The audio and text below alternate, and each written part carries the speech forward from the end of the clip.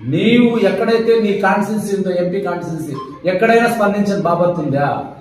ఎక్కడైనా 10 రూపాయలు ఖర్చు పెట్టినంత ఇది ఉందా? కొంచెం మాట్లాడేటప్పుడు వయసు తగ్గట్టు మాట్లాడు.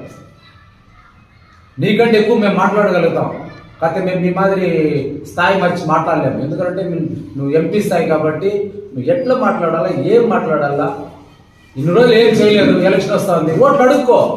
అంతేకాని అతని ఇట్లా ఇతని ఇట్లా, అసలైన పోర్ట్రేట్ ఎవరంటే నువ్వే. నువ్వు ప్రజలకు సేవ చేసేది లేదనేది విషయం తెలిసిందే కదా.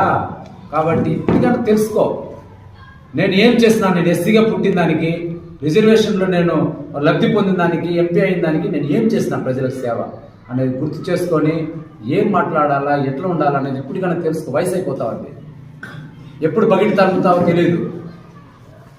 అయ్యో పలానా ఇప్పుడు చరిత్ర ఉంది, పలానా ఎమ్మెల్యే ఉన్నాడు,